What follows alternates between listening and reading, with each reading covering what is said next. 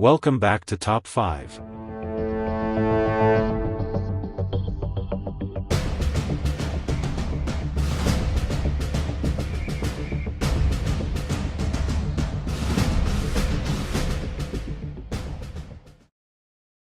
Andre Collins stood in front of the mirror, adjusting the collar of his designer jacket. His chiseled jawline and deep brown eyes stared back at him. He'd always known he was going to make it. From the rough streets of Chicago to the glitzy photo shoots of New York, Andre had clawed his way up. But tonight was different. Tonight was the night his life would officially change. The industry was finally starting to take notice. He'd just landed his first big campaign with a global fashion house. And it wasn't just any job, it was the one that was going to make him a star. He smirked at himself, brushing a bit of white powder off the glass table nearby. He'd already celebrated earlier with a few lines of coke, his drug of choice since his early days in the city. The high made everything sharper, clearer. It made him feel invincible. The loud bass from the party downstairs thudded through his penthouse. "They'll be waiting for me," he muttered to himself, grabbing his phone and checking his messages. Models, agents, party promoters, they all wanted a piece of him now.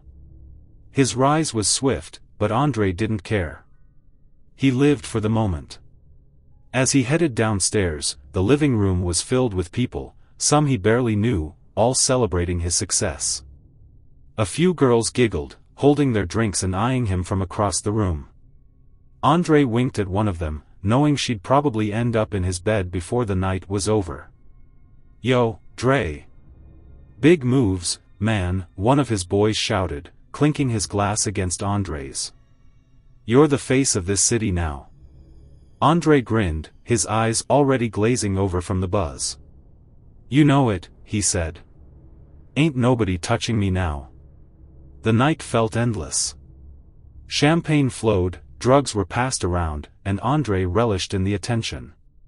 He was at the peak, untouchable. His arrogance radiated off him in waves.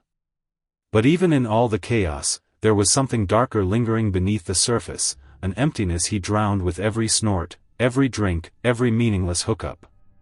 After hours of partying, Andre got a call from one of his contacts, inviting him to a private afterparty at a club downtown. The exclusive invite was the perfect way to cap off his night, so he decided to leave the house behind. As he stepped outside, the cool air hit his face, giving him a brief moment of clarity.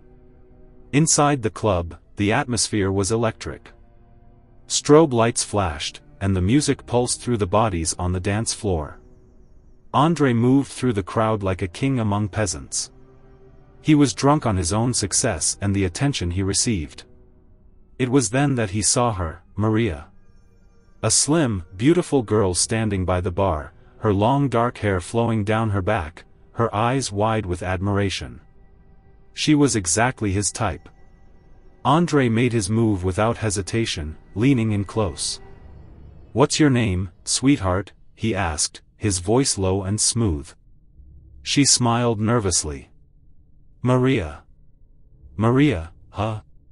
He scanned her up and down, not bothering to hide his intent. "You know who I am, right?" She nodded, her cheeks flushing. "Of course. Everyone knows who you are." "Good," he smirked, taking a sip of his drink. "Then you know what this is." For the next few hours, Andre charmed her, or rather, manipulated her. He got what he wanted, a quick fling in the club's VIP section, a moment that meant nothing to him but everything to her. Once it was over, he discarded her like she was nothing, leaving her feeling hollow. "Don't call me," he muttered as he walked away, not even bothering to look back. Maria was devastated. She had been mesmerized by his presence, but now, all she felt was anger and betrayal. Her hands trembled as she fished her phone out of her purse. She needed to talk to someone, her sister, the only person who could make things right. Thousands of miles away, in a mansion in the heart of Venezuela, Valeria Delgado picked up her phone. She listened as Maria tearfully recounted what had happened. Valeria's expression didn't change, but the coldness in her eyes deepened.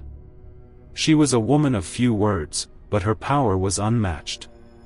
Not only was she one of the most feared women in the country, but she was also the head of the biggest cocaine empire in South America.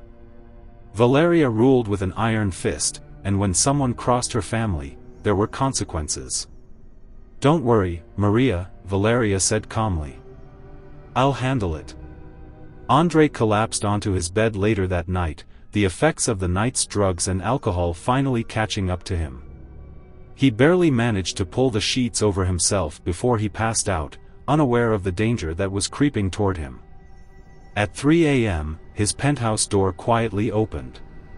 The sound of footsteps filled the room, but Andrei didn't stir. Two men, large, imposing figures, moved swiftly. They grabbed him, pinning him down as they slipped a black bag over his head.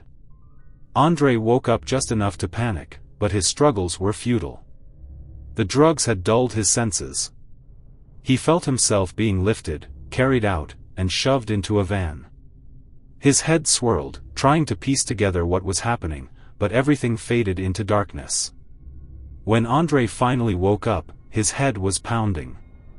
His mouth was dry, and he could barely breathe through the fabric of the bag over his head.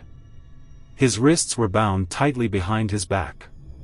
He tried to move, but his muscles were weak, disoriented by the unfamiliar surroundings. He heard footsteps approaching, followed by the sound of a heavy door creaking open.